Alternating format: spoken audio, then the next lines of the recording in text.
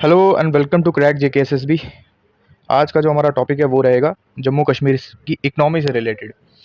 ठीक है, तो इसको हम एमसीक्यूज सेशन से अपना कंप्लीट करेंगे, क्योंकि आपकी एमसीक्यूज की प्रैक्टिस भी हो जाएगी और जिस हिसाब से जेकेएसएसबी आजकल लेवल बना रहा है तो सेम आपको वैसे ही क्वेश्चंस इसमें दिखेंगे। ठीक है, तो आपकी एमसीक्यूज की प्रैक्टिस भी हो जाएगी और साथ साथ में जो इंपॉर्टेंट टॉपिक्स हैं वो तो साथ साथ में आपको पता है कि मैं लर्न विद एमसीक्यू सीरीज से वो सारा कवर करवाता हूँ। तो ये प्रॉपर आपकी जो है जम्मू कश्मीर इकनॉमी की क्लास रहने वाली है। देखो, अब ये जो थोड़ा सा जो टॉपिक है वो थोड़ा सा लंबा टॉपिक है, क्योंकि ये बिखरा हुआ टॉपिक है।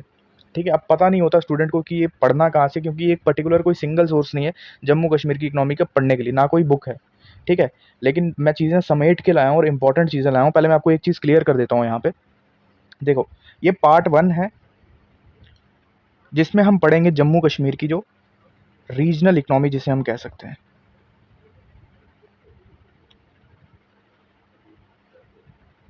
ठीक है, दूसरी है हमारी मैक्रो इकोनॉमिक्स, जिसे आप स्टेट इनकम या बजट भी कह सकते हो, मैक्रो। अब मैं बताता हूँ इन दोनों में आता क्या क्या है। इस वाले पार्ट में जो आज की वीडियो रहने वाली है इसमें रहेगा आपका एग्रीकल्चर एंड हॉर्टिकल्चर टॉपिक रहेगा। ठीक है, मेजर इंफ्रास्ट्रक्चर रहेगा, ट्रांसपोर्ट रहेगा, हाइड्रो इलेक्ट्रिसिटी रहेगा। ठीक है, इंपॉर्टेंट जो रिसोर्सेज है जम्मू कश्मीर में वो रहेगा। ठीक है, और गवर्नमेंट इंपॉर्टेंट जो गवर्नमेंट स्कीम्स हैं वो भी रहने वाली हैं। ठीक है, जो इनिशिएटिव्स हैं और ख़ास करके जो जीआई टैग्स और हैंडीक्राफ्ट्स है ये भी आपका इसमें रहता है रीजनल इकोनॉमी में। ठीक है, अब बात करूं सेकंड पार्ट में, तो इसका आप ये जो मैक्रो इकोनॉमिक्स है जिसे हम स्टेट इनकम भी कहते हैं। ठीक है, ये प्रॉपर जो टॉपिक रहता है ये जम्मू कश्मीर का जो बजट रहता है, इकोनॉमिक सर्वे रहता है, उस हिसाब से आता है। इसमें आपका जीएसडीपी आता है। ठीक है, जीएसडीपी आ जाता है आपका, जम्मू कश्मीर कितना जीएसडीपी में किसका कितना हिस्सा है, वो सेक्टरल कंट्रीब्यूशन आ जाता है। ठीक है, जिसमें हम सेक्टर्स पढ़ते हैं, primary sector, secondary sector, tertiary sector, per capita income आ जाता है, बजट आ जाता है। लेकिन जो इम्पोर्टेंट है ना, ये है आपका जेकेएएस के लिए। जेकेएसएसबी में बहुत कम सवाल इससे आते हैं, लेकिन जो इंपॉर्टेंट है जो जेकेएसएसबी पूछता है वो इन टॉपिक से पूछता है, रीजनल इकोनॉमी से। तो आज इसी के जो पार्ट 1 में जो इसी की जो है वो टॉपिक रहेंगे, इसी के एमसीक्यूज रहेंगे और ये सारा टॉपिक जो है वो मैं आपका कवर करवा दूंगा।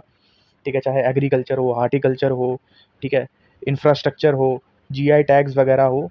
ठीक है, तो वो सारा आपका कवर हो जाएगा और पार्ट 2 में ये कवर हो जाएगा। तो जो इंपॉर्टेंट है पहला पार्ट मैंने उसी का रखा है। ठीक है, अब हम चलते हैं और ये वैसे ही एमसीक्यूज होंगे जैसे जेकेएसएसबी का आजकल ट्रेंड चल रहा है, वो किस हिसाब से जो है वो पेपर सेट कर रहा है अपना। ठीक है, तो आपको आदत भी हो जाएगी और जो पेड मेंबर्स हैं ग्रुप को तो उनको तो ऑलरेडी आदत पड़ मैंने डाल दी है। ठीक है, वैसे एमसीक्यूज टैकल करने की। तो चलते हैं फिर, शुरू करते हैं अपना टॉपिक फर्स्ट एमसीक्यू के साथ। ठीक है,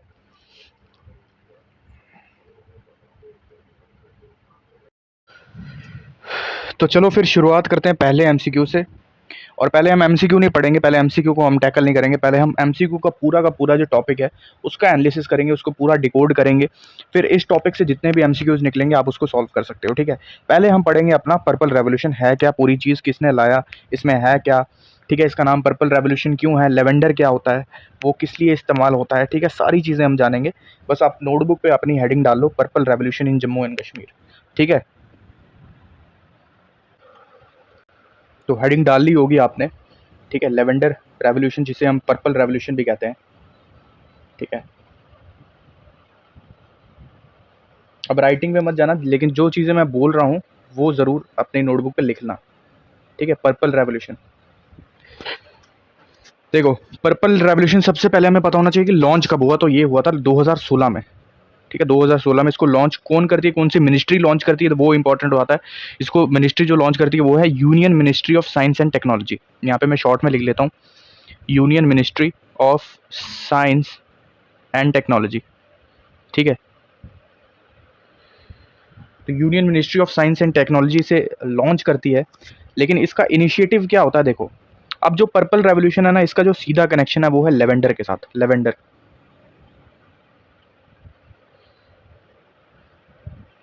लेवेंडर, और इसका जो कलर है वो पर्पल कलर का है, इसीलिए इस रेवोल्यूशन का नाम जो है वो पर्पल रेवोल्यूशन। अब ये इंपॉर्टेंट क्यों है, क्योंकि लेवेंडर एक एरोमेटिक, एरोमेटिक का मतलब होता है खुशबूदार, एक खुशबूदार प्लांट है जिसके जो फूल होते हैं ना वो पर्पल कलर के होते हैं, इसीलिए जो इसका नाम है वो पर्पल रेवोल्यूशन रखा गया है। अब एक और चीज़ इंपॉर्टेंट है कि लेवेंडर इंपॉर्टेंट क्यों है, क्यों इसकी रेवोल्यूशन लानी पड़ी? इसीलिए लानी पड़ी क्योंकि लेवेंडर से एसेंशियल ऑयल निकलता है, ठीक है? इसका जो ऑयल होता है, ये बनाने में मदद करता है हमारे जो कॉस्मेटिक्स प्रोडक्ट हो गए, जो महँगे परफ्यूम्स होते हैं, जिन्हें हम पहले बाहर से क्या करते थे, इम्पोर्ट करवाने पड़ते थे। उस चीज़ को थोड़ा-सा डिक्रीज़ करने के लिए लेवेंडर पे फ़ोकस किया जाता है, क्योंकि इससे भी एक ऑयल निकलता है जिससे हमारे कॉस्मेटिक्स बन सकते हैं, हमारे परफ्यूम्स बन सकते हैं और मेडिसिनल जो प्रोडक्ट्स होते हैं, वो भी हम बना सकते हैं। इसीलिए फार्मर्स को एनकरेज किया गया कि आप ज़्यादा से ज़्यादा जो है वो लेवेंडर की कल्टीवेशन करें, उसकी फार्मिंग करें, ठीक है? और एक और चीज़ यहाँ पे इम्पोर्टेंट हो जाती थी, पहले फार्मर्स जो रहते थे वो ट्रेडिशनल फसलें, जैसे अगर मैं बात करूँ मेज़, ठीक है? मेज़ हो गया, अ मेज़, राइस वगैरह ये सब उगाते थे जिससे प्रॉफ़िट कम होता था, ठीक है? लेकिन लेवेंडर के आने से उनकी जो है वो इनकम 2 गुना बढ़ गई। वो क्यों बढ़ गई? क्योंकि एक बार अगर हम लेवेंडर लगाते हैं, तो ये लगभग 15 साल तक जो है वो अपने फूल निकाल सकता है, ये जो लेवेंडर की जो कल्टीवेशन है, ठीक है? 15 साल तक ये फूल देते रहता है। तो इसकी एक चीज़ ये हो जाती है कि इसकी मेंटेनेंस बहुत कम होती है और लगाने में भी काफ़ी आसान रहता है, ठीक है? ये चीज़ आपको पता होना चाहिए। दूसरा ये है आ जाता है कि ये जो पर्पल रेवोल्यूशन है, इसे किस मिशन के तहत लाया गया था, तो इसका मिशन भी काफ़ी इंपॉर्टेंट हो जाता है। इसका मिशन आ जाता है, हमें पता होना चाहिए, अरोमा मिशन, ठीक है? Aroma mission.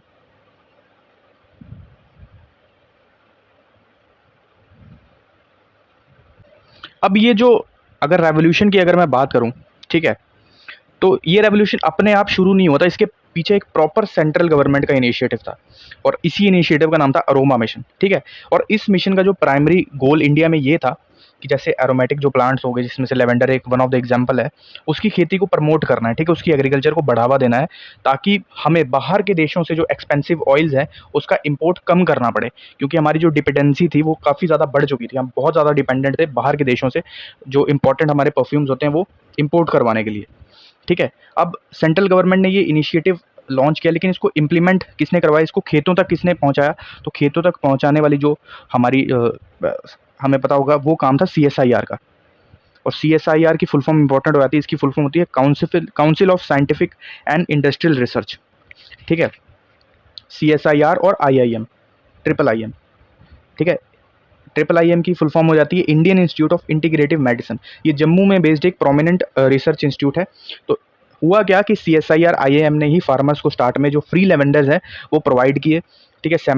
जो सैंपल्स थे वो दिए गए, ताकि उन्हें और साथ साथ में उन्हें ट्रेनिंग भी दी गई कि इस फसल को कैसे तैयार करना है, कैसे उगाना है, और फसल जब के जो फूल्स हैं, ठीक है? जो पत्ते हैं उसके जो फूल है, उसमें से कैसे जो है वो ऑयल को एक्सट्रैक्ट करना है, ठीक है?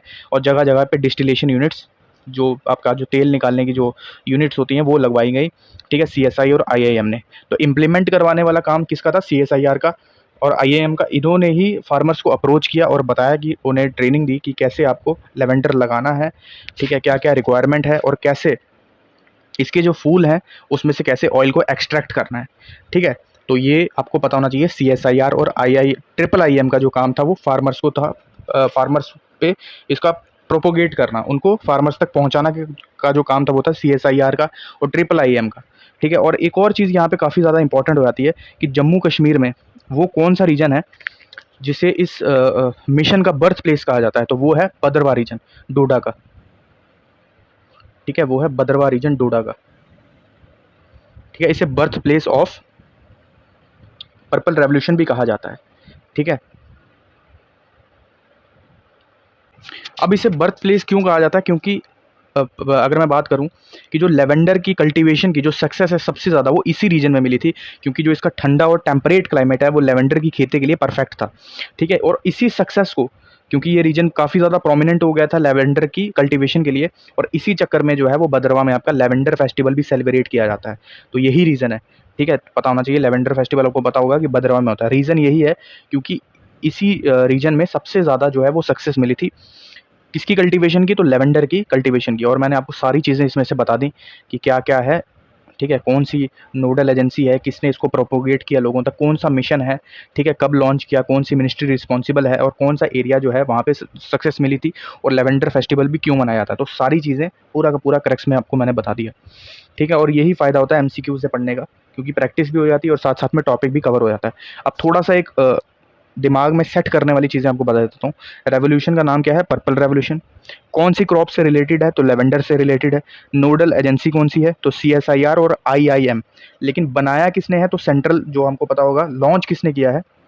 तो union ministry of science and technology से, जो एक सेंट्रल स्पॉन्सर्ड इनिशिएटिव था। ठीक है, और कहाँ शुरू हुआ? बर्थ प्लेस तो भद्रवा में, डोडा डिस्ट्रिक्ट में। ठीक है, स्कीम कौन सी रिलेटेड है? तो अरोमा मिशन। ये चीज़ आपको पता होनी चाहिए। ठीक है, पूरा का पूरा आपको मैंने बता दिया। अब हम चलते हैं MCQ पे, आप आराम से इस MCQ को कर लोगे। देखो, आजकल मैंने आपको पहले ही बताया, अभी पहले बताया था वीडियो की स्टार्टिंग में कि JKSSB ने ट्रेंड चेंज कर दिया, वो स्टेटमेंट बेस्ड MCQs पूछ रहा है। अब जिसको स्टेटमेंट बेस्ड MCQs की आदत नहीं होगी, उसके सामने अगर वो सिंपल सा भी स्टेटमेंट बेस्ड MCQs आएगा तो उसे लगेगा यार पेपर हार्ड है, लेकिन होता कुछ भी नहीं है। आपने वही चीज़ें पढ़ी होती हैं, लेकिन आप वो चीज़ें अपने दिमाग में सेट नहीं कर पाते हो। अभी आपके पास ये टॉपिक क्लियर है, अब आराम से ये क्वेश्चन आप कर लोगे। फर्स्ट क्वेश्चन देखो, consider the following statement regarding the purple revolution in J&K। पहला, it is related to the cultivation of lavender, बिल्कुल सही है। It was launch under the aroma mission by the CSIR IIM, बिल्कुल सही हो जाएगा। और the Bhadarwa region of Doda district is known as the birth place of this revolution. देखो, सारे के सारे आपके टॉपिक क्लियर हो गए। तो इसमें से सारी की सारी जो स्टेटमेंट्स हैं वो हमारी ट्रू हो जाएंगी। ठीक है, अब हम चलते हैं सेकंड क्वेश्चन पे।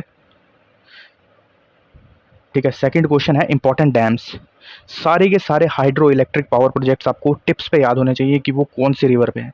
ठीक है, सारे के सारे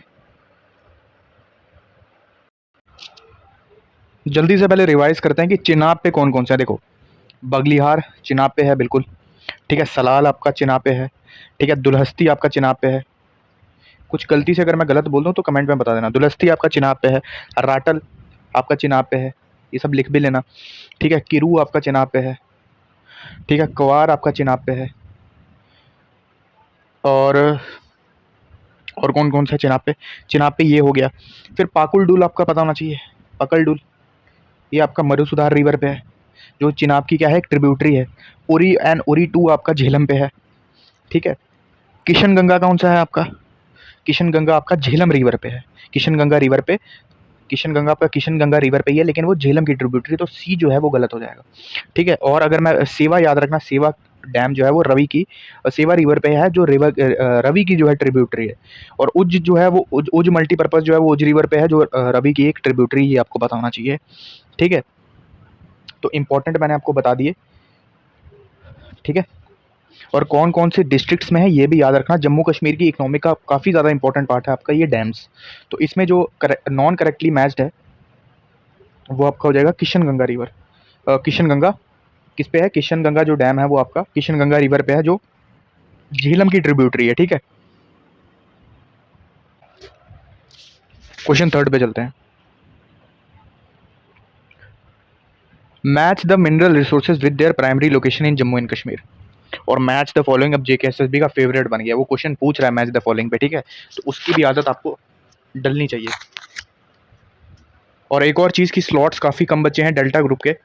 ठीक है, मैं हर एक ग्रुप में सिर्फ 200 जो है वो स्टूडेंट्स रखता हूँ, और उसमें आपको ऑलमोस्ट अभी 60 स्लॉट बचे होंगे। तो जिसने एनरोल करना है तो वो मुझे टेलीग्राम पे, आपको मुझे पता दिक्कत आ रही है मैसेज करने पे, तो सीधा मेरे को व्हाट्सएप करना है इस नंबर पे 6005281970। इस पे आपको मेरे को मैसेज करना है। ठीक है, व्हाट्सएप करना है, तो फिर मैं आपको एनरोल कर दूंगा। ठीक है, तो नंबर यहाँ पे स्क्रीनशॉट ले लेना। चलते हैं फिर थर्ड पे। अब जो एक एक मिनरल है उसको डिटेल में पढ़ लेते हैं। सबसे पहले मैं बात करूंगा लिथियम की। ठीक है, लिथियम की बात करता हूँ, और ये करंट अफेयर का सबसे बड़ा और इम्पोर्टेंट टॉपिक है। क्यों है? क्योंकि अभी आपको पता है रिसेंटली ही जो जियोलॉजिकल सर्वे ऑफ इंडिया है, शॉर्ट फॉर्म GSI, इसने रियासी डिस्ट्रिक्ट में एक सलाल हैमेना एरिया है। कौन सा? सलाल हाइमेना, वहाँ पे ढूंढ निकाला है आपका क्या? लिथियम। और वो कितना लिथियम निकला है वहाँ पे? 5.9 मिलियन टन। ठीक है, और इसीलिए जो है वो रियासी में इसको जो है ढूंढा गया है। और ये करंट अफेयर से काफ़ी ज़्यादा इंपॉर्टेंट है, याद रखना, करंट अफेयर के परस्पेक्टिव से। और याद रखना, लिथियम क्यों इंपॉर्टेंट है? क्योंकि इसको वाइट गोल्ड भी कहा जाता है। और ये कहाँ पे यूज़ होता है? हमारी जो ई व्हीकल है उसकी बैटरी को बनाने के लिए इस्तेमाल करते हैं हम लिथियम। ये चीज़ आपको पता होना चाहिए और इसे वाइट गोल्ड भी कहा जाता है। और ये बैटरीज़ की अगर मैं बात करूँ, चाहे लैपटॉप की बैटरी है, आपकी ई व्हीकल की बैटरी है, मोबाइल फ़ोन्स की बैटरी है, वहाँ पे इस्तेमाल होता है आपका लिथियम। तो ये चीज़ आपको पता होना चाहिए। दूसरा अगर मैं बात करूँ, दूसरा एलिमेंट हमारे पास आ जाता है सफ़ेयर, जिसे हम नीलम भी कहते हैं हिंदी में। सफ़ेयर की बात करूँ, कोई सफ़ेयर बोलता है, कोई सफ़ायर बोलता है, ठीक है, सफ़ेयर। और कश्मीर के जो सफ़ायर्स होते हैं, जो नीलम पत्थर, पूरी दुनिया में अपनी प्रीमियम क्वालिटी के लिए काफ़ी ज़्यादा मशहूर हैं, ठीक है। और ये चीज़ याद रखना आप। और नीला कलर का काफ़ी, एक पीकॉक ब्लू कलर के लिए ये काफ़ी ज़्यादा, पीकॉक ब्लू कलर उसके लिए काफ़ी ज़्यादा फेमस है, आपको पता होना चाहिए। और ये जो मेनली है, ये किश्तवाड़ डिस्ट्रिक्ट में पाया जाता है, जम्मू कश्मीर में। किश्तवाड़ की जो डिस्ट्रिक्ट है, किश्तवाड़, जम्मू कश्मीर की जो किश्तवाड़ डिस्ट्रिक्ट है, वहाँ पे मिलता है आपका नीलम, जिसे हम सफ़ायर कहते हैं। ये चीज़ आपको पता होना चाहिए। और डायरेक्ट क्वेश्चन पूछा जाता है कि सफ़ायर कहाँ पे होता है बल्क में, जम्मू कश्मीर में, तो वो होता है किश्तवाड़ डिस्ट्रिक्ट में। तीसरा जो हमारे पास आ जाता है मिनरल, वो है एंथ्रासाइट कोल। और कोल आपको पता है मेनली 4 टाइप्स के होते हैं, पीट, लिग्नेटाइट, बिटुमिनियस और एंथ्रासाइट।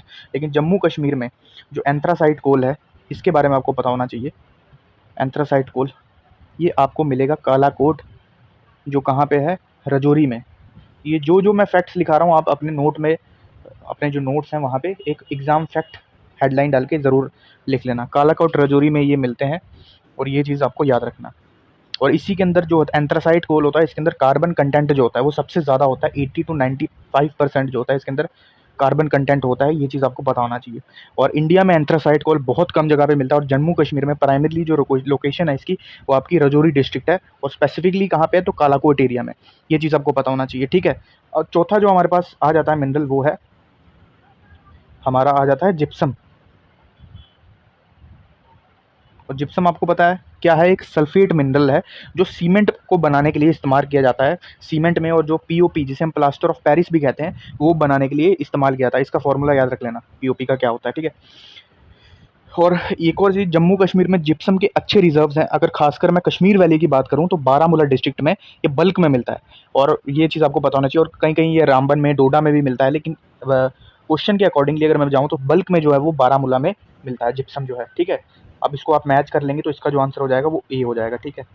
तो ये चीज़ सारा मैंने आपको बता दिया। अगर यहाँ से ही जो मेजर जो हमारे मिनरल्स हैं, वो यहाँ पे कौन कौन से एरिया में मिलते हैं और उनका क्या क्या काम है, तो वो मैंने आपको यहाँ पे बता दिया, ठीक है। तो आई होप आपने चीज़ें जो हैं वो नोटबुक पे भी लिखी होंगी, ठीक है। अब हम चलते हैं अपने नेक्स्ट क्वेश्चन में, जो है हमारा इंपॉर्टेंट जीआई टैग्स। अब हम पढ़ेंगे, सबसे पहले हम जीआई टैग्स पढ़ेंगे, जम्मू कश्मीर में कितने हैं और कब कब उनको जीआई जो टैग है वो मिला है, और वो स्पेसिफिकली कौन कौन से रीजन के हैं, तो हम सारा पढ़ लेंगे। नोटबुक पे हेडिंग डाल लो अब, GI tags of Jammu and Kashmir, ठीक है।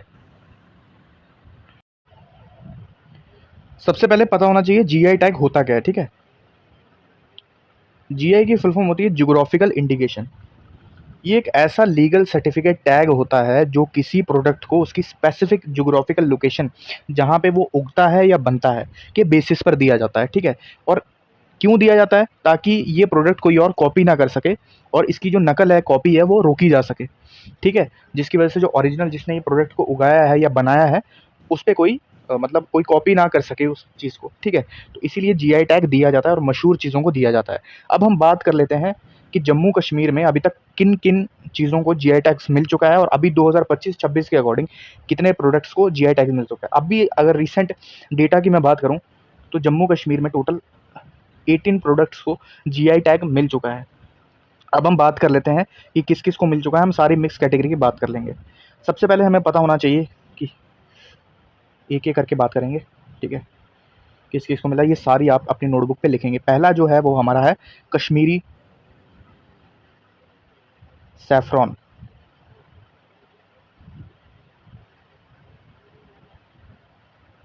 ये एग्रीकल्चर कैटेगरी के अंदर आता है। और एरिया कौन सा है, तो याद रखना, पंपोर। और कब जीआई टैग मिला है, तो 2020 में, 2020 में मिला, ठीक है। दूसरे टैग की अगर मैं बात करूं, तो वो है भदरवा के जो राजमा है, भदरवा राजमा, ये भी एग्रीकल्चर कैटेगरी के अंदर आ जाता है। और मिला कब है, तो 2023 में। और एरिया कौन सा है, तो भदरवा, ठीक है। ये चीज़ आपको पता होना चाहिए। तीसरा है इम्पोर्टेंट जो है राइस की टाइप, जो है मुश्क बुर्जी राइस। ठीक है, मुश्क बुर्जी।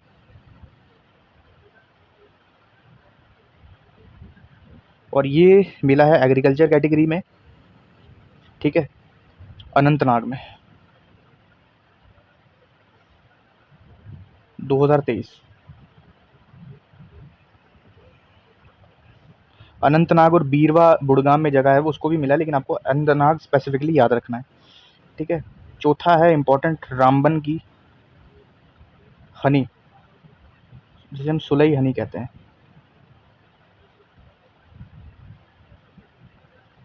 और ये मिला है 2021 में। पांचवा कलाड़ी। सबको पता होगा, उधमपुर से मैं डेट लिखूंगा, ईयर लिखूंगा। ठीक है, तो उधमपुर की कलाड़ी को मिला है 2023। स्पेसिफिकली अगर एरिया पूछ लेना तो रामनगर है। ठीक है, 2023-24 में मिला है। तो ये 5 हो गए, बाकी यहाँ पे लिख लेता हूँ मैं। ठीक है,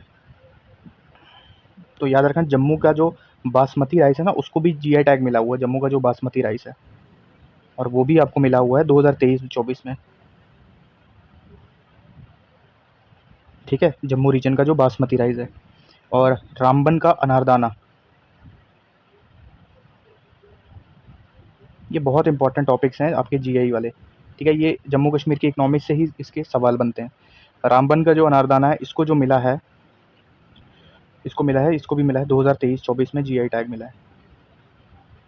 ठीक है, 2023-24 में। फिर आती है हमारी थोड़ा क्राफ्ट के ऊपर चलते हैं हम, हैंडीक्राफ्ट कैटेगरी में। ये सारी कैटेगरी थी आपकी एग्रीकल्चर कैटेगरी। ठीक है, अब हम बात कर लेते हैं हमारी क्राफ्ट वाली, जो आर्ट एंड क्राफ्ट वाली कैटेगरी है, उसमें किस किस को मिला है। ठीक है, यह साहब आपने लिख लिया होगा, आर्ट एंड क्राफ्ट वाली कैटेगरी लिख लेते हैं। पहला है बसोली पेंटिंग, हैंडीक्राफ्ट, और कहाँ पे आपको पता है, कठुआ। मिला कब है, 2023 में। ठीक है, फिर आता है हमारा चिकरी वुड क्राफ्ट। चिकरी का अगर पूछ ले तो क्या है, वुड क्राफ्ट है, और इसका जो एरिया है वो है राजौरी एरिया, याद रखना, ये क्वेश्चन बन सकता है। और इसको जो मिला है जीआई टैग, ये 2023 में मिला है। ठीक है, चिकरी वुड क्राफ्ट हो गया, बसोली पेंटिंग हो गया, चिकरी वुड क्राफ्ट हो गया, कश्मीरी का बैट, हाँ, Kashmiri willow bat, Kashmiri willow bat, और संगम एरिया 2024। ठीक है, खत्म बंद वुड क्राफ्ट। जो सारे इंपॉर्टेंट मैं लिखवा दूंगा, ताकि कहीं से भी क्वेश्चन बने तो आप कर लो। और ये बना है कश्मीर वैली, 2020 में मिला है ये।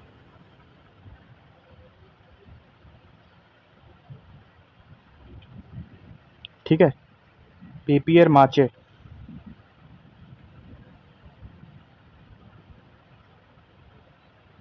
हैंडीक्राफ्ट कैटेगरी, ये भी कश्मीर वैली, और मिला है 2020 में।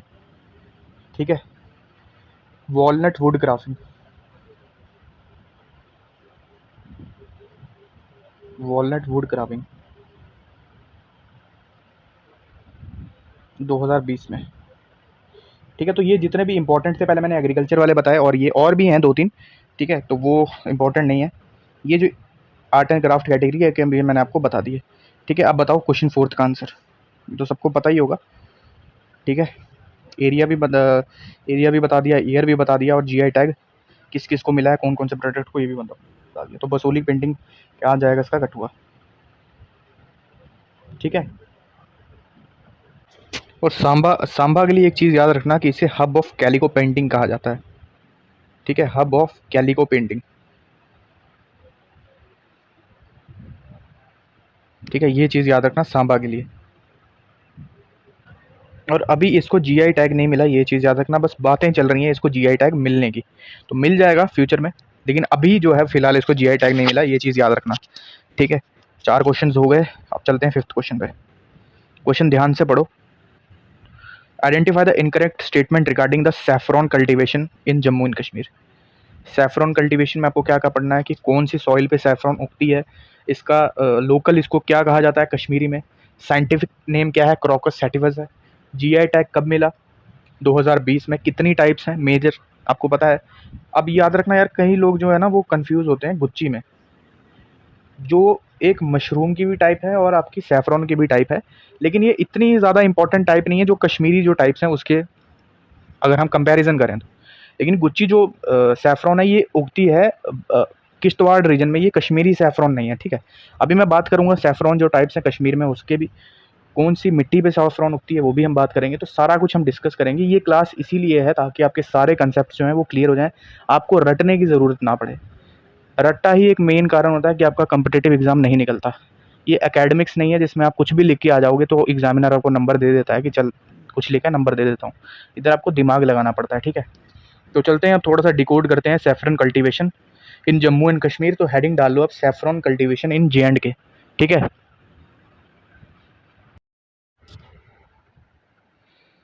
सबसे पहले कुछ इंपॉर्टेंट फैक्ट्स लिखेंगे साथ में, ठीक है।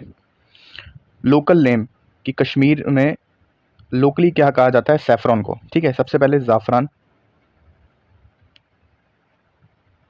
ठीक है, कौंग, केसर, तो ये लोकली कहा जाता है कश्मीर में। अब क्वेश्चन ये भी बन सकता है कि पूरे वर्ल्ड में सबसे ज़्यादा जो प्रोड्यूसर है सैफरॉन का वो कौन है, तो वो है ईरान, ठीक है। ईरान आ जाएगा जिस जहाँ पे सबसे ज़्यादा प्रोडक्शन होता है, ठीक है। एक और चीज़ याद रखना कि एंशियंट संस्कृत लिटरेचर में सैफरॉन को क्या कहा गया है, तो उसको इसे कहा गया है बहुकम, बहुकम कहा गया है इसे संस्कृत लिटरेचर में, तो ये चीज़ पता होनी चाहिए, ठीक है। अब कुछ और इंपॉर्टेंट चीज़ें जान लेते हैं रिलेटेड टू सैफरॉन की, क्या क्या और चीज़ें निकल सकती हैं इसमें से। पहला ये है कि आपको सभी को पता होगा ये कि सैफरॉन बाउल किसे कहा जाता है, तो वो पंपोर रीजन है जो पुलवामा में पड़ता है, ठीक है।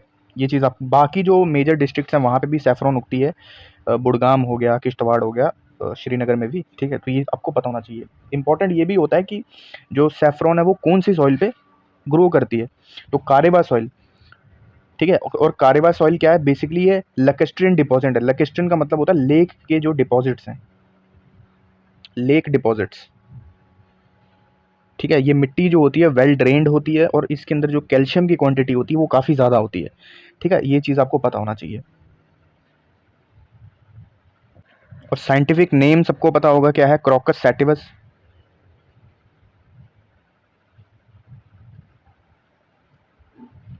क्रॉकस सैटिवस इसका साइंटिफिक नेम है, ये चीज़ आपको पता होना चाहिए, ठीक है।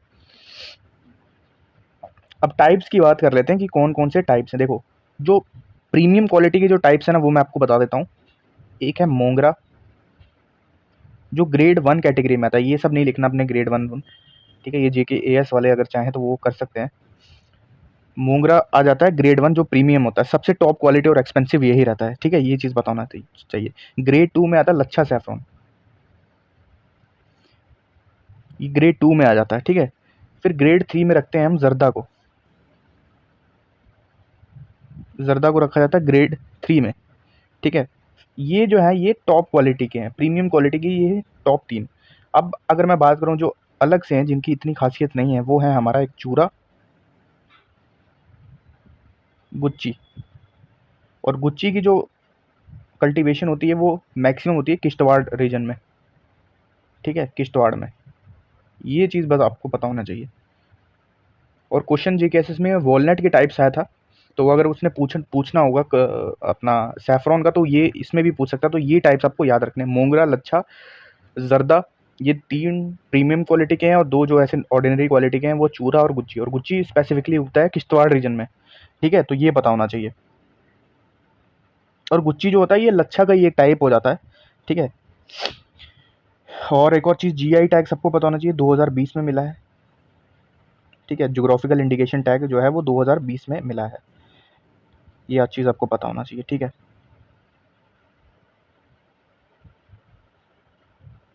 तो ये मैंने आपको इंपॉर्टेंट चीज़ें बता दी रिलेटेड टू सैफरॉन, ठीक है। अब करते हैं एमसीक्यू। देखो इनकरेक्ट बताना है। यहाँ पे लिखा हुआ है Karewa soil is considered unsuitable. Unsuitable नहीं होती, बिल्कुल सूटेबल होती है, तो ये गलत हो जाएगा, डी गलत हो जाएगा। इनकरेक्ट ही पूछा, बिल्कुल ये सही हो जाएगा।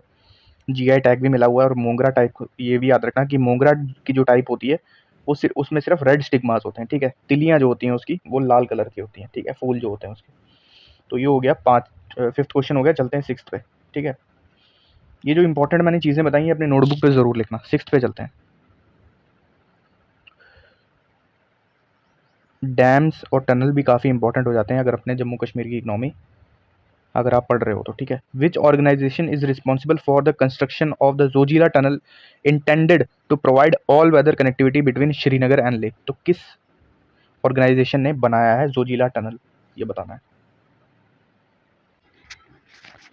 जोजिला की जो कंस्ट्रक्शन करवाई है वो करवाई है MEIL ने, ठीक है, जिसकी फुल फॉर्म है mega engineering and infrastructures limited. BRO ने नहीं करवाई, ये चीज़ आपको पता होना चाहिए, ठीक है।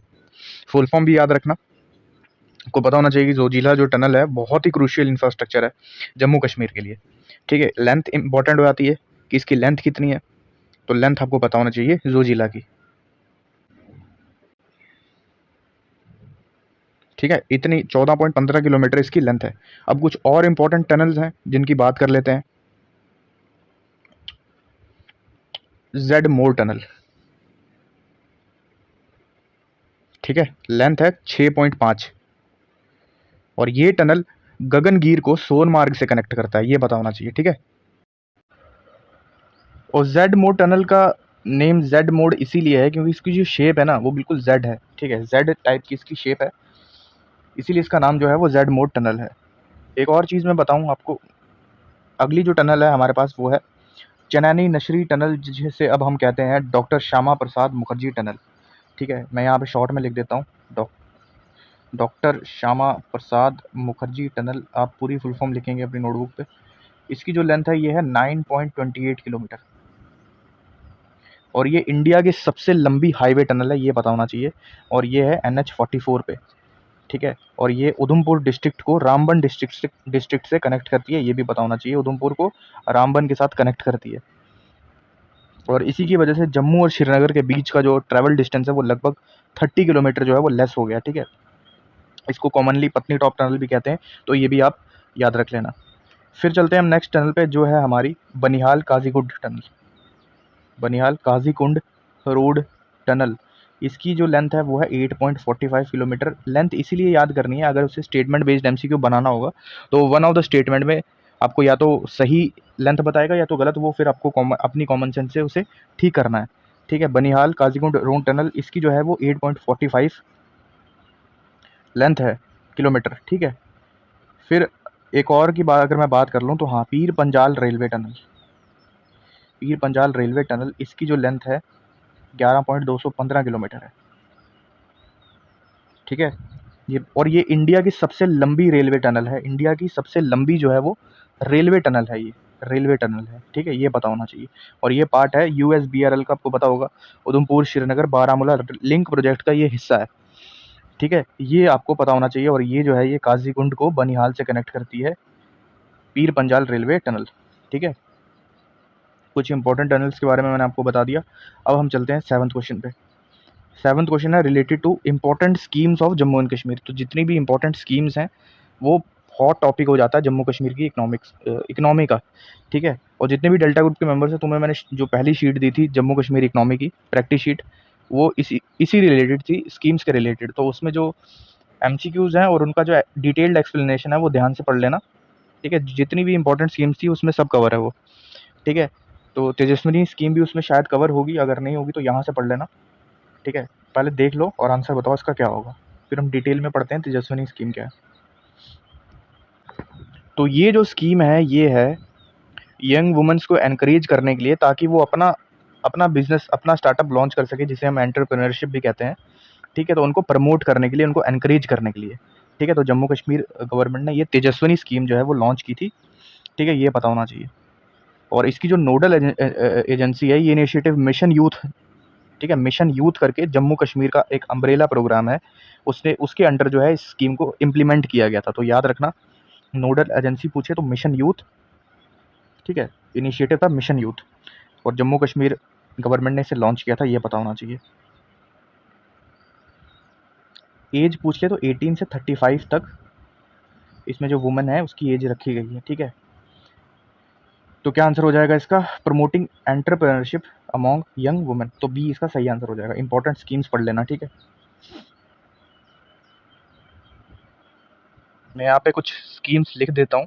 अगर स्कीम्स बताने लग गया तो फिर काफ़ी लंबी क्लास हो जाएगी, लेकिन आपको जो पीडीएफ मिली है उसमें कवर है। ये हौसला स्कीम हो गई, ठीक है, उम्मीद स्कीम हो गई, ठीक है, मुमकिन स्कीम हो गई। ये 3 तो पढ़ के ही जाना, ठीक है।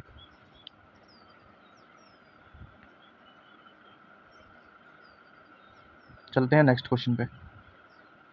8th, which district in Jammu and Kashmir is famously known for its high quality cricket bat? अभी तो ये ऊपर किया था, इसका आंसर हो जाएगा पुलवामा का जो संगम एरिया है वो, ठीक है, और जीआई टैग भी इसको मिला हुआ है। 9th, consider the following pairs of GI tag products and their region. अच्छे से जीआई टैग वाला टॉपिक अभी कवर किया था, तो किसको मिला? मुश्क बुड़ची राइस, बिल्कुल अनंतनाग से रिलेटेड है। राजमा, भद्रवाह के राजमा, और चिकरी वुडक्राफ्ट भी आपका रजौरी से रिलेटेड है। तो इसके ऑल 3 जो हैं वो करेक्ट मैच हो जाएंगे। तो 9th का जो आंसर हो जाएगा वो सी हो जाएगा, ठीक है। The world highest railway bridge the Chenab bridge is part of which railway project? तो बिल्कुल आसान है, बिल्कुल ईजी है, ठीक है। तो ये है Udhampur Srinagar Baramulla rail link project का, यूएसबीआरएल का, ठीक है।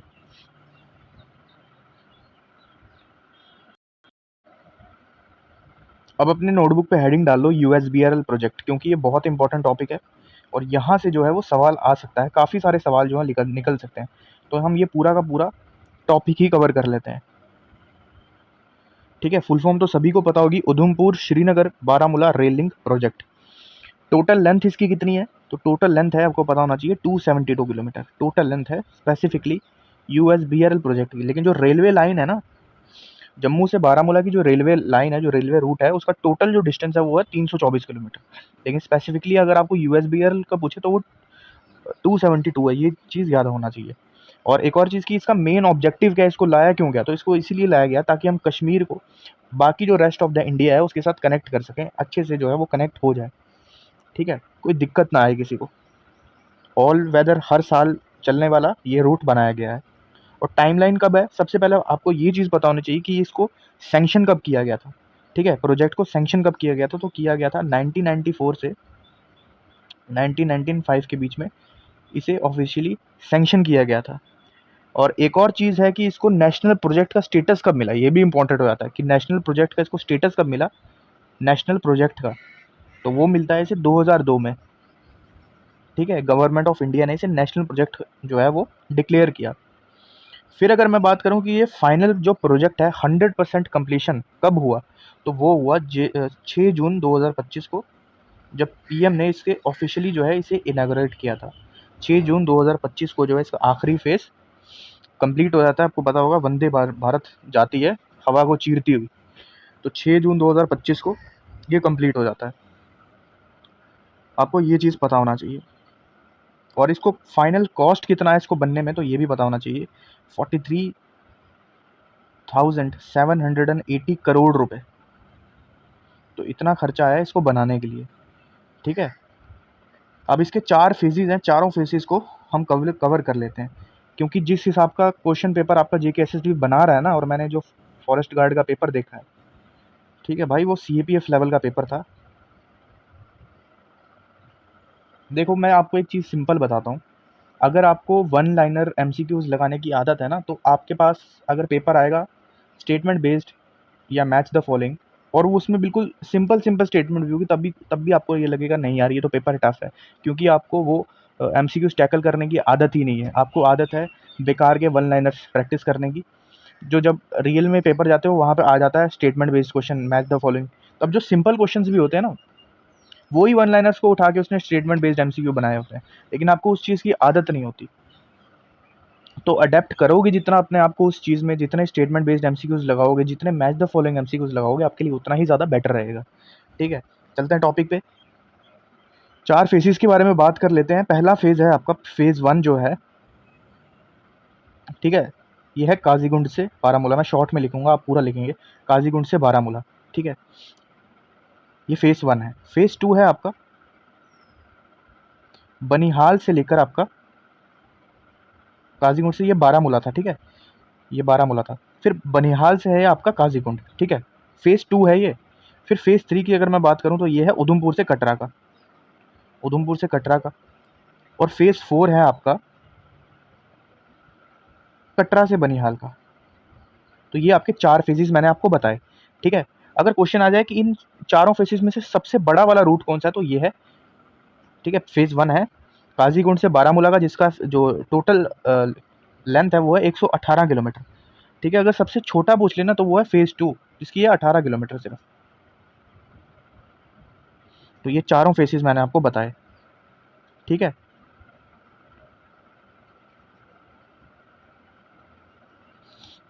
अब क्वेश्चन कर लेते हैं कि कौन-कौन से इंपॉर्टेंट ब्रिजेस जो हैं वो यूएसबीआरएल का हिस्सा हैं। तो सबसे पहले पता होना चाहिए चिनाब ब्रिज हिस्सा है, जो दुनिया का सबसे ऊंचा रेलवे आर्क ब्रिज है। कौन सा ब्रिज है तो ये भी पता होना चाहिए, टाइप भी पता होना चाहिए। रेलवे आर्क ब्रिज है और इसकी जो हाइट है वो है 359 मीटर, ठीक है, ये पता होना चाहिए। दूसरा है हमारा अंजी खाद ब्रिज, जो है अंजी रिवर के ऊपर, जो ट्रिब्यूटरी है चिनाब रिवर की, अंजी खाद ब्रिज है। और ये इंडियन रेलवे का पहला केबल स्टेड ब्रिज है, इसकी भी टाइप याद रखना, केबल स्टेड। ये कौन सा था, रेलवे आर्क, ये आर्क ब्रिज था। ये कौन सा, केबल स्टेड, तारों पर लटका हुआ ब्रिज। केबल स्टेड का मतलब हो गया तारों पर लटका हुआ, ठीक है, ये पता होना चाहिए। फिर एक टनल आ जाती है इसी प्रोजेक्ट के अंडर, जो है T49 टनल, टनल T49। ये कटरा बनिहाल सेक्शन में, कटरा बनिहाल सेक्शन में आ जाती है और इंडिया की सबसे लंबी ट्रांसपोर्टेशन रेलवे टनल है। क्वेश्चन आ जाए T49 कौन सी टनल है, तो इंडिया की सबसे लंबी ट्रांसपोर्टेशन रेलवे टनल है, ठीक है, और रामबन डिस्ट्रिक्ट में पड़ती है। इसकी जो लेंथ है वो है 12.77 किलोमीटर। तो ये मैंने आपको पूरा यूएसबीआरएल घोल के पिला दिया। अब इसमें से कोई भी सवाल आ जाए आप इजीली कर लोगे, ठीक है, 4 फेसेस भी बता दिए। चलते हैं नेक्स्ट एमसीक्यू पे। आई होप आप नोट्स बना रहे होंगे, पूरे आपके जम्मू कश्मीर की इकोनॉमी के नोट्स बन जाएंगे। 11th, which among the following is the nodal agency for the implementation of the holistic agriculture development programme HADP। सबसे पहले पता होना चाहिए कि HADP है क्या, ठीक है, इसके बारे में भी पता होना चाहिए। अब ये HADP क्या है, तो ये HADP एक ऐसा प्रोग्राम है, ठीक है, जिसमें जम्मू कश्मीर की जो एग्रीकल्चर है या जम्मू कश्मीर की एग्रीकल्चर, उसके साथ साथ कुछ ऐसे सेक्टर्स जिससे जम्मू कश्मीर की जो इकोनॉमिक है, इकोनॉमी जो है वो स्ट्रांग हो जाए। जैसे डेयरी हो गया, डेयरी सेक्टर हो गया, शीप, ठीक है, हमारा अगर मैं बात करूं पोल्ट्री, हॉर्टिकल्चर, एनिमल हस्बेंड्री।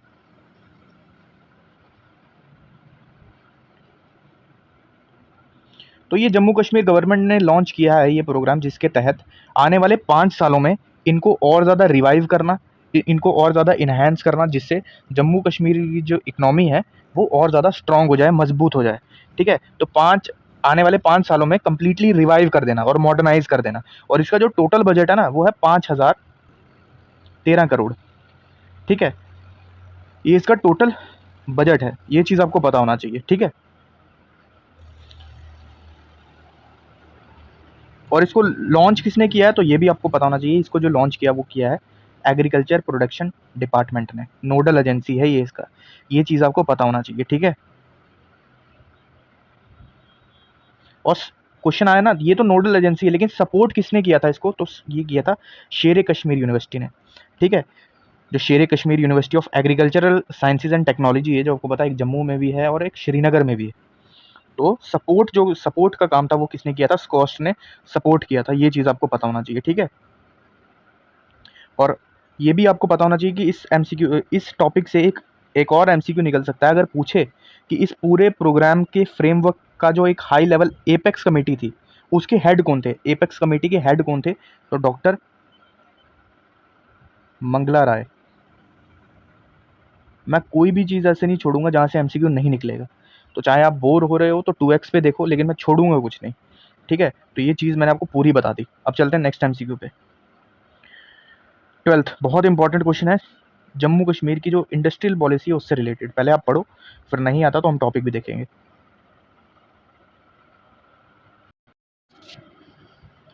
अब ये जो पॉलिसी है इंडस्ट्रियल पॉलिसी 2021-30, इसकी जो रियल नेम है ना, इसका रियल नेम है new central sector scheme for industrial development of Jammu and Kashmir. मैं यहाँ पे लिख भी देता हूँ, new central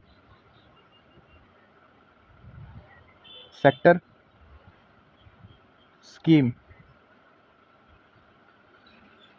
for industrial development of Jammu and Kashmir. तो ये सबसे पहले आप लिख लो, इसका जो ऑफिशियल नेम है वो क्या है, ठीक है, इस इंडस्ट्रियल पॉलिसी का। अब इसमें है क्या क्या वो हम डिस्कस कर लेते हैं।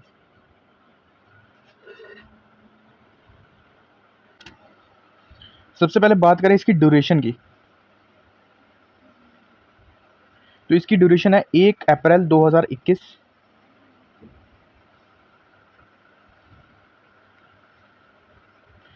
से लेकर 31 मार्च 2030 तक, ये इस पॉलिसी की ड्यूरेशन है, ठीक है।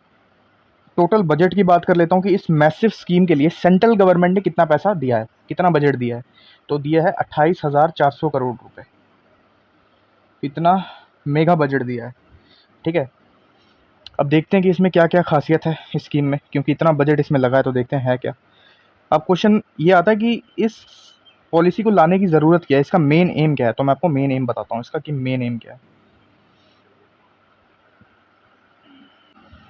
सबसे पहला इसका जो पहला एम है वो ये है कि जे.एंड.के में देश या दुनिया की बड़ी बड़ी कंपनीज, बिजनेसमैन और इन्वेस्टर्स जो हैं वो आके अपना पैसा लगाएं, ठीक है। सब्सटेंशियल, सब्सटेंशियल का मतलब होता है कि बहुत बड़े मैं कह सकता हूँ कि अमाउंट में सरकार ये चाहती है कि लोग जे.एंड.के में नई फैक्ट्रीज लगाएं, होटल्स खोलें, ठीक है, आईटी कंपनीज खोलें, जिसकी वजह से हज़ारों करोड़ रुपए की इन्वेस्टमेंट होगी, उससे जॉब्स क्रिएट होंगी, ठीक है, एम्प्लॉयमेंट जनरेट होगी।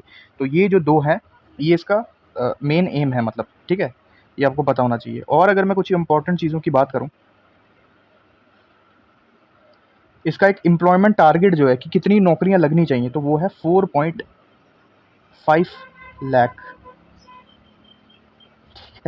इतनी नौकरियां, अब यार 1 लाख तो नौकरियां कम से कम ले आओ, ठीक है। तो 4.5 लाख ये स्कीम कह रही है, मैं नहीं कह रहा, कि 4.5 लाख जो है वो डायरेक्ट जॉब्स, आपकी डायरेक्ट और इनडायरेक्ट जॉब जो है वो क्रिएट करना, ठीक है, ये पता होना चाहिए आपको।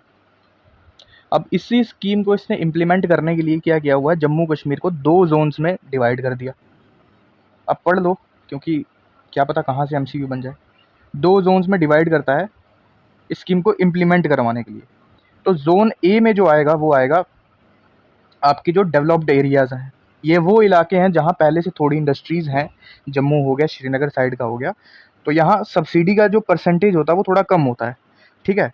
जोन बी की अगर मैं बात करूँ तो ये थोड़ा बैकवर्ड एरिया की तरफ आ जाएगा, ये दूर दराज वाले जो इलाके हो गए, पिछड़े इलाके हो गए, ठीक है। सरकार का ये विज़न है गवर्नमेंट का कि यहाँ ज़्यादा इंडस्ट्रीज़ लगानी है, ठीक है, ताकि जोन बी में अपना प्लांट लगाने पर मैक्सिमम जो है वो सब्सिडी मिल सके, मतलब खेल जो है वो सब्सिडी का है, ये आप दिमाग में रखो, ठीक है। ये आपको चीज़ पता होनी चाहिए। बाकी इसमें 4 मेजर इंसेंटिव्स हैं, वो पढ़ने की ज़रूरत नहीं है, जिसमें कैपिटल इन्वेस्टमेंट इंसेंटिव है, कैपिटल इंटरेस्ट सबवेंशन है, वो आपकी पढ़ने की काम नहीं है, वो जेकेएस का सिलेबस है, तो इसमें नहीं पढ़ना आपको। अब हम एमसीक्यू की तरफ चलते हैं, आप आराम से इसमें कर लोगे। पहला है, it aims to attract substantial investment in the UT, बिल्कुल बिल्कुल सही हो जाएगा। It divides the industrial zones into zone A and zone B for incentive purposes. मैंने आपको कहा कि जे.एंड.के को 2 पार्ट में ये डिवाइड करेगा ताकि स्कीम को अच्छे से इंप्लीमेंट कर सकें। जोन ए और जोन बी बनाए जाएंगे जम्मू कश्मीर के जो इंडस्ट्रियल जोन्स हैं, ठीक है। सी लिखा हुआ, foreign direct investment is strictly prohibited, नहीं, इन्वेस्टमेंट, हम यही तो चाहते हैं कि बाहर का जो बंदा है वो आके जम्मू कश्मीर में अपनी इन्वेस्टमेंट करे, अपनी फैक्ट्रीज खोले, अपना आईटी सेक्टर यहाँ पे खोले, जिसकी वजह से जॉब्स क्रिएट हो। तो सी तो गलत हो जाएगा और डी बिल्कुल सही हो जाएगा, it offers capital investment subsidies to new unit. तो सी जो है इसका रॉन्ग स्टेटमेंट हो जाएगा, ठीक है। जो मैंने आपको सिंपल बताया इंडस्ट्रियल पॉलिसी से रिलेटेड, वो मेजर फैक्ट्स आपको याद रखने हैं, ठीक है।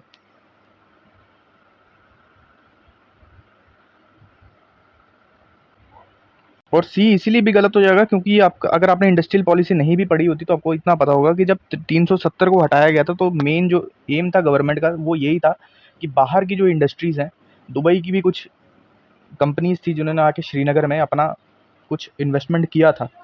तो ये तो आप कॉमन सेंस से भी कर सकते थे, ठीक है। सी कि उसका जो सही आंसर हो जाएगा, सी जो है वो आपकी रॉन्ग स्टेटमेंट हो जाएगी। चलते हैं क्वेश्चन नंबर 13 पे।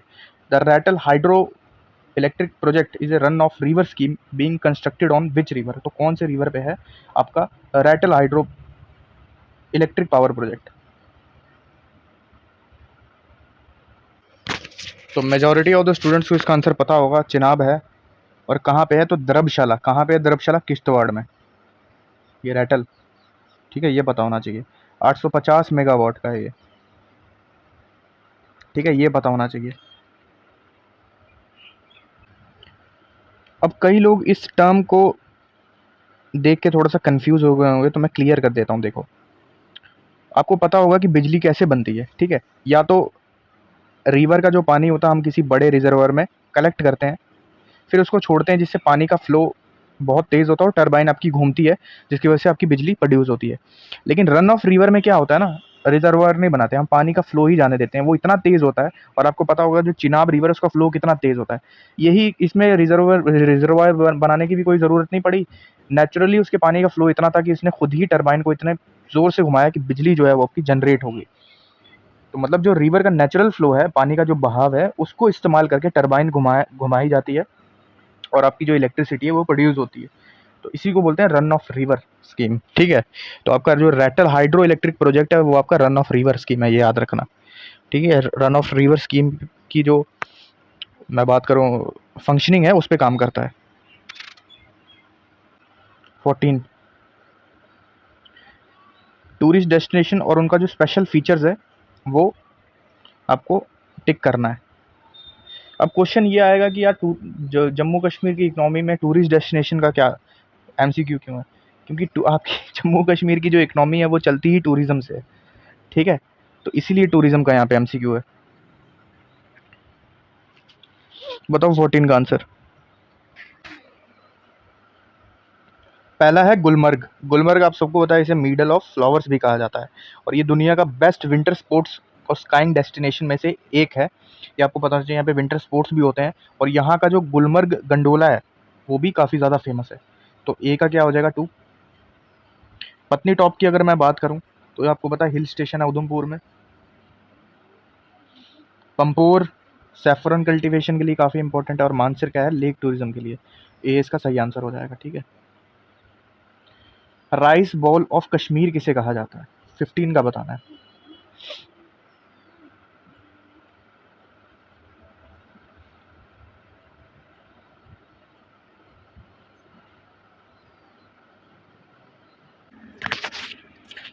अब इसमें थोड़ी सी दिक्कत आएगी, लेकिन मैंने जहाँ तक पढ़ा है ना, पहले आपका कुलगाम था राइस बोल, ठीक है, कुलगाम को कहा जाता था, लेकिन अब पुलवामा हो गया है, ठीक है, पुलवामा हो गया है। तो पुलवामा इसका कर देना। लेकिन फिर भी अगर कुछ करेक्शन होगी इसमें तो आप मेरे को ज़रूर कमेंट्स में इस पर्टिकुलर एमसीक्यू का बताना, ठीक है, क्योंकि गलतियाँ हो जाती हैं। लेकिन मेरे अकॉर्डिंग इसका आंसर होना चाहिए पुलवामा। कुलगाम को हम पहले कहा करते थे राइस बोल ऑफ कश्मीर, ठीक है, क्योंकि मैंने चेक करके ही आपको बताया है। अगर आप कुलगाम डिस्ट्रिक्ट का जो पेज देखेंगे, गवर्नमेंट पेज, उसमें भी लिखा हुआ वंस नोन एज, मतलब पहले कहा जाता था। लेकिन पुलवामा वाला जो पेज है गवर्नमेंट का, उसमें साफ लिखा हुआ है कि known as rice bowl of Kashmir, ठीक है। 16 पे चलते हैं। The Mumkin scheme of the Jammu and Kashmir government provides financial assistance for. सबसे पहले पता होना चाहिए कि जो मुमकिन स्कीम है ये आती किसके अंडर है, ठीक है, ये आपको पता होना चाहिए। तो ये आती है मिशन यूथ के अंडर, मिशन यूथ के अंडर। अब इसमें है क्या? तो इसमें अगर मैं बात करूं 18 से लेकर 35 ईयर के जो यूथ हैं, युवा हैं, उनको फाइनेंशियल असिस्टेंस दी जाती है ताकि वो अपना जो ट्रांसपोर्ट का जो ज़रिया है, मैं ट्रांसपोर्ट कह रहा हूँ, जैसे ई व्हीकल्स आपने देखा होगा, ई व्हीकल्स लोग लेते हैं, सरकार की सब्सिडी उनको मिलती है, वो ई व्हीकल चलते हैं, फिर उससे जो अपना बिजनेस सेटअप करते हैं, ठीक है, उसी से अपना जो रोज़गार है वगैरह वो चलाते हैं, ठीक है। आपने देखी होगी मिनी ट्रक्स हो जाते हैं, इसमें लोड कैरियर्स खरीद लेते हैं वो लोग। तो उसके लिए सब्सिडी दी जाती है जिससे एम्प्लॉयमेंट भी जनरेट हो जाती है, वो लोग अपना बिजनेस छोटा सा जो भी होता है वो सेटअप कर लेते हैं, ठीक है। ई रिक्शाज वाले आपने देखा होगा, ठीक है। तो वही मुमकिन स्कीम में जो गवर्नमेंट है वो फाइनेंशियल असिस्टेंस जो होती है वो प्रोवाइड करती है ये सब चीज़ें लेने के लिए, ठीक है।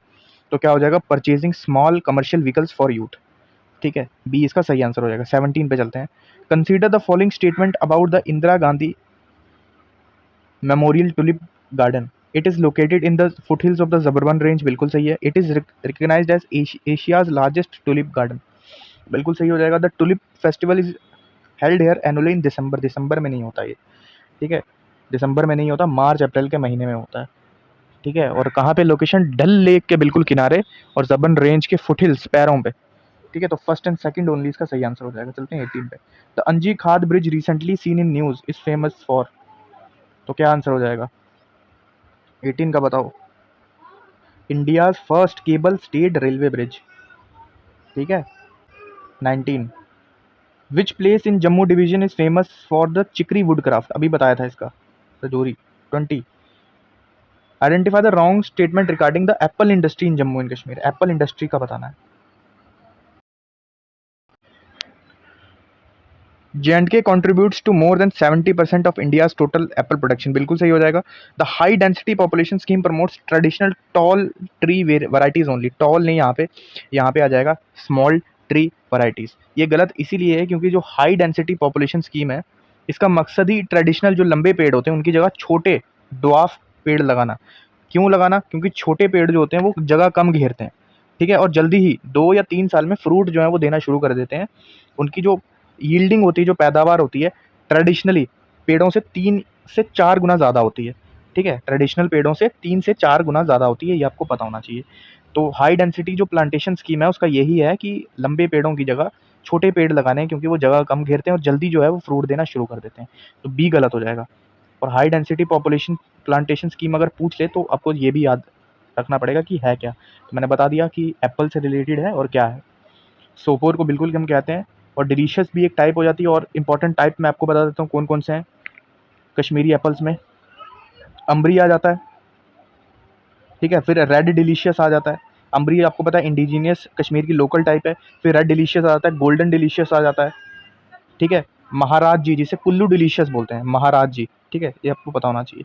और एक होता है अमेरिकन ट्रेल, ये भी एक टाइप है, अमेरिकन ट्रेल भी टाइप है आपका, ठीक है। ये इंपॉर्टेंट टाइप्स आपको याद रखनी है एप्पल्स की। 21, Kalakot in Rajouri district is famously associated with the mining of, ये तो अभी बताया था ऊपर यार, कोयल इज रिलेटेड एंथ्रासाइट कोल, ठीक है। वो is the implementing agency for the Pakal Dul and Kiru hydro electric projects, Chenab valley power projects, ठीक है, ये आपको पता होना चाहिए, ठीक है। तो CVPPL एक जॉइंट वेंचर कंपनी है जो NHPC national hydro electric power corporation और JKSPDC J&K state power development corporation को मिलकर बनाई गई है, आपको ये पता होना चाहिए, ठीक है। ठीक है, इसके बारे में मैंने आपको बता दिया किस किसने बनाई है, तो ये मैंने आपको बता दिया, ठीक है। किस किसने, मैं लिख भी देता हूँ, NHPC national hydro electric power corporation और JKSPDC J&K state power development corporation, ठीक है, ये आपको पता होना चाहिए। इन दोनों को मिलकर बनाई गई है ये CVPPL। Question number 23, which of the following lake in Jammu and Kashmir is famously known as jewel in the crown, एक है ज्वेल इन द रिंग और एक है ज्वेल इन द क्राउन, ठीक है। 23, डल लेक और ज्वेल इन द रिंग कौन सी है, तो वो आपने मेरे को कमेंट में बताना है, ठीक है। सारी याद कर लेना, jewel in the ring, lake of fishes, ठीक है, ये भी पढ़ लेना जो गड़सर लेक है आपकी, lake of fishes. 24, under the back to village programme the designated gazetted officer must,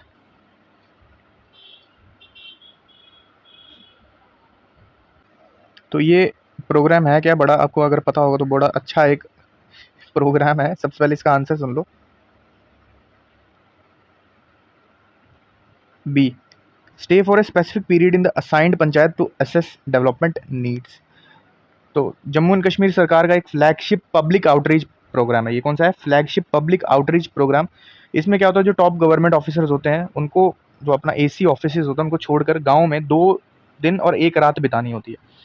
इसका मकसद यही है कि ग्राउंड रियलिटी को देखना, ठीक है, ग्राम सभा वगैरह जो होता है उसको होल्ड करवाना, और पंचायत क्या असली जो प्रॉब्लम्स है वो फेस कर रही है उसको समझना, ठीक है। तो ये इसका एक वो है, ठीक है, मेन एम है। 24 चलते हैं आज के सेशन के लास्ट क्वेश्चन पे। The famous Amarnath Yatra takes place in which district on Jammu and Kashmir? बहुत ही ज़्यादा सिंपल क्वेश्चन है ये।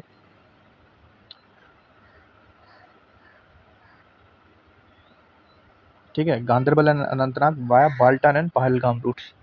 तो ये हो गए 25 एमसीक्यूज। इसमें हमने सारा जो इंपॉर्टेंट टॉपिक्स थे जम्मू एंड कश्मीर इकोनॉमी के वो हमने सब कवर कर लिए, ठीक है। कुछ थोड़े से अनइम्पॉर्टेंट टॉपिक भी है लेकिन वो कभी कभी पूछ लेता है, वो फैक्चुअल चीज़ें होंगी जो मैं नेक्स्ट वीडियो में बताऊंगा, वो फैक्चुअल चीज़ें होंगी, ठीक है। जीडीपी वगैरह सब उसमें हम कवर कर लेंगे जम्मू कश्मीर का, ठीक है। पहले का भी और ओल्ड भी, ओल्ड भी करेंगे, न्यू भी करेंगे और करंट अफेयर से रिलेट करके करेंगे। सेकंड वीडियो जो होगी वो उस पर होगी, वो थोड़ी शॉर्ट वीडियो होगी, ठीक है, क्योंकि उसमें सिर्फ आपको फैक्ट्स जानने हैं, ठीक है। लेकिन आपको उसमें सारा चीज़ें पता होना चाहिए कि जीडीपी क्या होता है, ठीक है, नेशनल प्रोडक्ट क्या होता है, नेट नेशनल प्रोडक्ट क्या होता है, तो ये सब आपको उसमें पता होना चाहिए, ठीक है। तभी आना, वो सब चीज़ें अगर क्लियर होंगी तभी वो क्लास देखना, लेकिन मैं फिर भी उस कोशिश करूँगा कि हर चीज़ उसमें आपको बता दूँ। तो फिर मिलते हैं नेक्स्ट सेशन में, ठीक है।